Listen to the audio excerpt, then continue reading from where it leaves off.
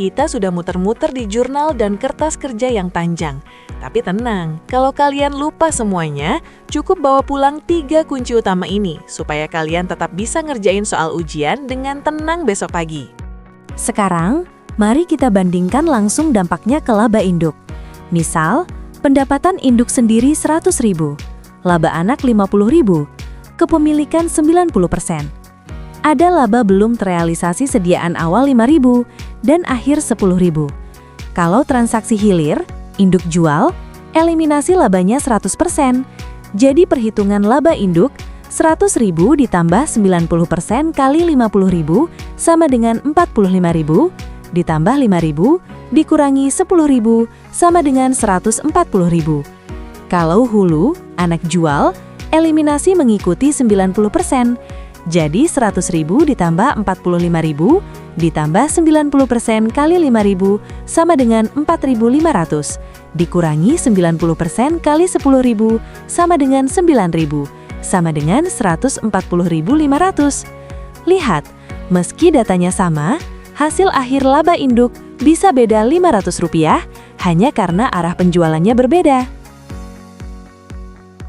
Tapi yang menarik, meski laba induknya beda, laba konsolidasi untuk seluruh grup secara total pendapatan terrealisasi itu sama.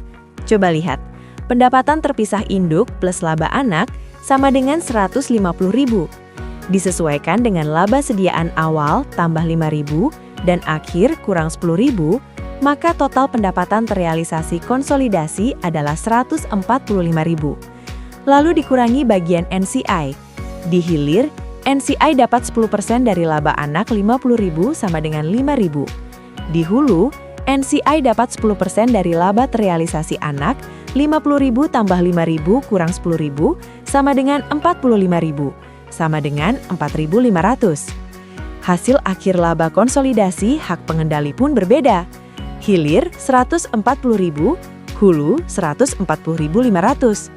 Perbedaannya murni ada di alokasi antara pengendali dan non-pengendali, bukan di total kekayaan grup.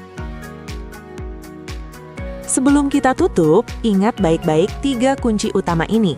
Pertama, laba baru benar-benar sah diakui sebagai laba kalau barangnya sudah keluar dari grup perusahaan. Selama masih berputar di dalam, itu namanya laba belum terrealisasi dan harus dieliminasi. Kedua, arah jual itu penting. Hilir versus hulu, bedanya terutama di perlakuan terhadap kepentingan non-pengendali atau NCI. Hilir, hapus 100% dan NCI aman. Hulu, hapus sesuai porsi kepemilikan dan NCI ikut kena imbas. Ketiga, sistem ini bersifat self-correcting. Laba yang ditunda di tahun ini pasti akan terrealisasi dan diakui di tahun depan ketika barangnya dijual keluar. Jadi, total laba untuk 2 periode gabungan akan selalu sama. Dengan rumus cepat NCI untuk hulu, ekuitas anak dikurangi laba belum terrealisasi dikali persentase NCI. Nah, sekarang kamu sudah punya peta lengkapnya.